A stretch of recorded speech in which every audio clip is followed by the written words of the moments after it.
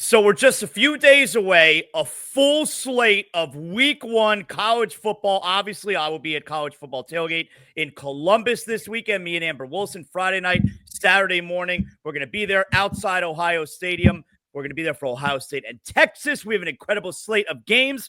And joining us now, ESPN SEC Network studio anchor. I listen to him on ESPN, on Sirius XM as well, on my way to the airport every Friday morning. Our pal is Peter Burns. He gets me set for all the college football action. Peter, we're finally here. We made it. We had the soft opening with Farmageddon in Dublin. Don't call it Farmageddon. Don't call it Farmageddon. The schools get upset about that, allegedly, right? Like, oh, I mean, come on. Really? Is that true? I didn't even know that. What a great name. I mean, like just having like two tractors and just understanding like only one tractor is going to survive. Like, I love the Farmageddon, but I'm jealous, by the way. Like, I'm pissed off right from the jump here. And the fact that you say you listen to me as you're going to the airport to go to the best damn games every single weekend. Like, I get good games. I'm over at the network anchoring all of our coverage, and yet you are boots on the ground for Ohio State, Texas. I appreciate you kind of just rubbing it in right from the jump. You and Doring get me ready every single week when I'm driving into that Fort Lauderdale airport and it takes me 30 minutes to find a parking space. At least I'm getting in the good info from the both of you guys. So I'm looking forward to getting back to my routine there. Did Kansas State ever come out with a statement after Avery Johnson's family fought each other after the game last weekend? That's kind of how me and Doring feel every weekend when we're in studio. That was wild. I mean, seeing the dad and the brother I'm like, what the hell were they fighting over? That's what I want to know. Like, it's, like there had to be something there that all of a sudden, I mean, listen, maybe it'll be part of the UFC card that we're going to get at the White House here in a couple of years. I mean, that's one of those things. So I don't know. That's as strange of a college football story, but it's also as normal of a college football story as you're going to see. Like, it's not just you fighting opposing fan bases. You're fighting your own fans, much less your own family. It was wild. Really a wild start to the college football season. Last year at this time, Peter, without question, the biggest story was, 12-team college football playoff. Everyone's got to understand what this new 12-team college football playoff is. If I took Arch Manning out of the conversation right now, so what's the second biggest story going into this season? I think that Zaz, it's the most wide open college football has been maybe ever, right? I mean, I'm not just joking when I say that. I mean, over 100 years, because in a 12-team playoff right now, I think that there's, like, with the transfer portal, NIL, and all kind of parity, I think there's at least 30 teams that I could say, hey, you know what? If things went right, I could see them going 10-2. I could see them eking out and getting an opportunity to play in the college football playoff. But it's not only that. I mean, last year, we knew Ohio State's roster was loaded. They didn't look great during the regular season, but, man, they put it on a different gear come playoff time, and they were unstoppable. I don't feel like there's that team this season. I think I could sit there and listen to an argument from 7, maybe 8 teams right now and listen to their head coach and go, I could see them. I could see Oregon going on a run and winning it. I can see Penn State. I can see Georgia, even with Gunnar Stockton. I can see Alabama. I can see Texas, Ohio State. I mean, the list goes on. And people are bitching and moaning and complaining about how tough or how bad college football is now. I don't know if it's ever been healthier, to be honest. So you mentioned Ryan Day. He was like the top guy last year where, hey, you got to win already. You got to win the big game. Well, he's a champion now. He's off that list. Yep. So who are the guys now that we're pointing that finger at going into the season? Yeah, I mean, I think there's going to be a ton of pressure, not necessarily for his job, but a ton of pressure on Brian Kelly down in Baton Rouge. They've lost 5 straight openers. We've heard about it ad nauseum could Brian Kelly win the big game at LSU? Top to bottom, this is by far the best roster he's ever had at LSU. And by proxy, that probably means that's probably the most talented roster he's ever had top to bottom in his coaching career, back from Cincy, back from Notre Dame, and over here at LSU. The problem is they're going to meet a damn juggernaut in Clemson in their own backyard come up in week 1. So I think the Brian Kelly story is really interesting. I think Kalen DeBoer in year 2, now that he has Ryan Grubb as his offensive coordinator in Tuscaloosa for the Alabama Crimson Tide, I think is a monstrous story. And I think the other two that I kind of want to see how they develop, Bryce Underwood with Michigan. Remember, that was a 5-star kid that was going to go to LSU, flipped last second when he got $1 billion of NIL money or whatnot. And the other thing is, I mean, they haven't had the hype because Shadour's not there. But what happens with Colorado now? I was wrong. I thought that Dion would bounce if he had an opportunity once Shador and Shiloh left Colorado, but he's still there. Do we care about Colorado anymore? Like we should. But yet, that hasn't been one of the storylines this offseason. Peter, how wild is the hype machine going to be if Texas and Arch Manning go into the Horseshoe and win on Saturday? I mean, Tebow mania. I legit, I covered that absolute just chaos in Denver when Tebow took over and he made a great run, and people just, people were not rational. It was the greatest sports radio gift from the gods of all time because, everybody wanted to talk about it. Now there's actually a economy of fading Arch Manning. There literally was an article today from Awful Announcing that said Jordan Rodgers, who I love, and he's as locked in as anybody, does the film study, goes, Jordan Rodgers is finding a name of himself by being a Arch Manning detractor. And I'm like, the fact that the guy just said, let's not put it, hand the Heisman trophy, all of a sudden, that's the other take. That's wild to me. But, again, I think Arch has done a really great job, truthfully, of patting down and tampering all of those expectations. Zaz, over at SEC Media Days, he came to us and he basically was like, thank you for the hype. And I'm paraphrasing here. I haven't really done anything. I'm on 2 games. I've started a couple of games. So I think it's warranted that people are excited about it. But if it was QB1 at Texas, we'd still be excited about this matchup. And I'm like I said, I'm damn jealous that you get to go see that game because I think it'll be obviously as good of a matchup as we see right off the bat. You've seen games there at Ohio Stadium before, yes? I have not. That's one of the few stadiums that I've never had an opportunity. Just normally covering the SEC, I haven't been up there. And by all accounts, I've always had, as an SEC, I was going to say honk because that's not what I am. I love the SEC more than anybody, probably. Mr. SEC myself.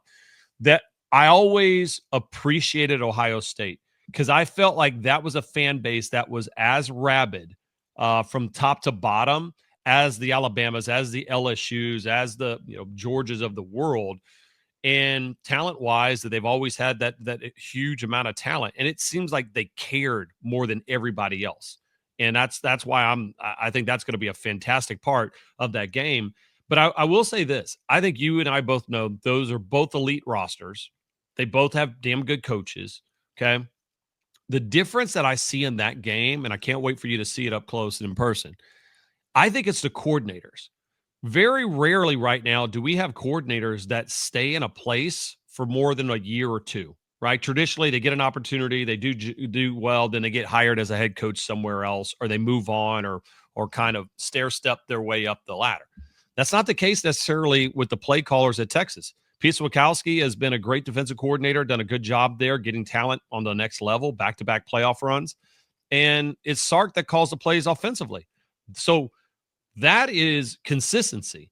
Over for Ohio State, you're talking about the Buckeyes. Now you're losing. Jim Knowles over there. He goes to Penn State, and now you're bringing in Matt Patricia, who the last time he was coaching in college was as a GA back in 2003. So that's a big change. And Brian Hartline's going to be the play caller. I know Ryan Day calls a little bit of the plays and kind of has his fingerprint on it.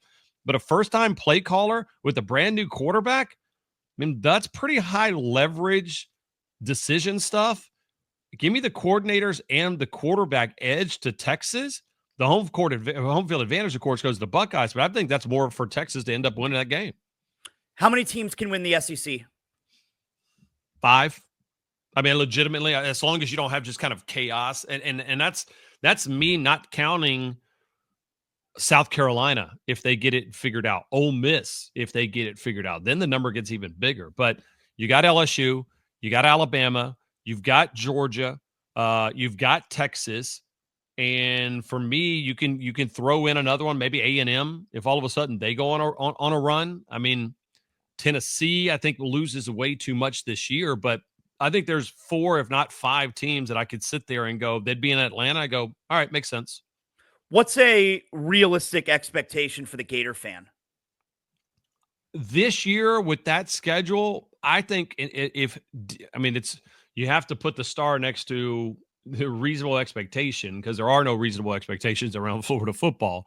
If DJ Lagway stays healthy, I think they could be 10-2. If DJ Lagway is banged up like he has been all off season, I think it's a 7-5, 8-4 season. So I think there's going to be a lot of teams that are 8-4, 9-3 in the SEC. Is Napier is Napier on a hot seat? I mean, we remember what the first half of last season was like, but certainly the end of the season, the last few weeks, they look so terrific. Is he on a hot seat? As long as the season's not a disaster. Yeah, I mean, you got to go. You probably have to go. You have to miss a bowl game if you go 5-7 and DJ Lagway stays healthy and they just can't figure it out because they've got some damn good talent as well too. Then it's an issue. But Zaz, the whole hot seat conversation has totally been toned down now with the house revenue share because no athletic department has 25, 30, 40 million dollars just saying, all right, I'm going to pay you to not coach. I mean, the idea of Jimbo Fisher, he will be the last great bank robber of college football and of making $75 million to not coach, right? That's just not going to happen anymore. I mean, I see kind of behind the scenes staffers being cut that I know they probably don't make $75,000 a year, but they're trying to rework their budget. If you're cutting those people from athletic departments, you're not willing to go pay somebody $40 million to go sit on a beach in Destin, Florida. Finally here, Peter, Sunday night, we're very excited here. Hurricanes, Notre Dame. From a national perspective, we're excited, certainly. Irish fans are very excited. From a national perspective, does Miami Notre Dame still have that appeal? Yeah, I mean, I think so if Miami wins that game. Okay. I mean, I think because I love what Marcus Freeman has bought, a new attitude, new style of player out to Notre Dame. They look the part.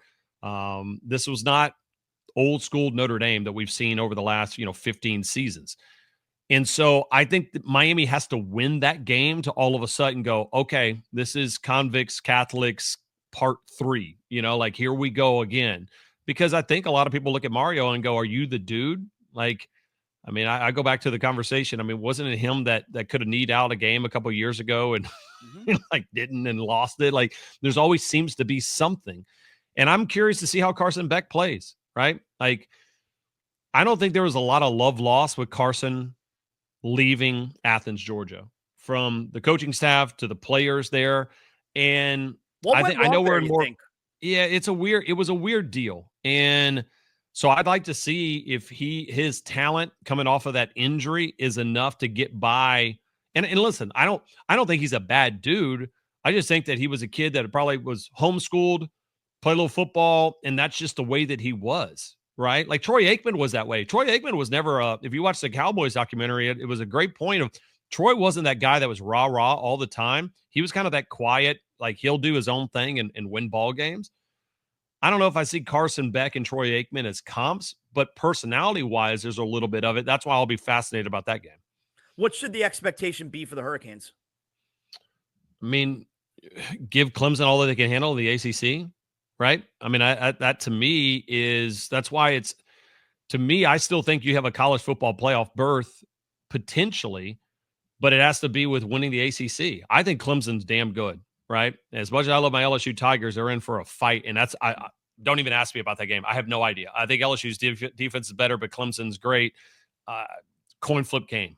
But can Miami actually give Clemson a run for their money in the ACC is what I want to know. And I think you have to have that breakthrough because if you have that breakthrough, now you're talking about Clemson and Miami looking pretty good. I don't think North Carolina, I mean, they've got a immensely easy schedule this year, but who the hell knows with Belichick and that whole clown show over there right now, at least in the offseason. I think it's wide open over in the ACC. So Must see television, man. I mean, it's just time of year. And by the way, you said you loved August. I hate August. Like, because we are so close to football and we finally get it. Like, I always make sure I schedule 1 week off like in mid-August because I'm so sick and tired of hosting television or radio going, who's the third best quarterback? And I'm like, I can't, like, just give me to the damn games. And we're finally here. We're here. it. We're here. We're just a couple days away. Peter, let everybody know how they can hear you and how they can see you all throughout the college football season. Yeah, most importantly, you can yell at me over on social media. That's probably what most people do, at Peter Burns ESPN. But I'm, anchoring all of our shows on SEC Network. I got a Monday through Friday show over on Sirius XM, and then me and Courtney Cronin, we're working together over on Sunday mornings for ESPN Radio. So 7 days a week for the next 4 months, man. So no off seasons during college football year. Awesome job, Peter. Thanks a lot for joining us. Appreciate it, man. See you, bud.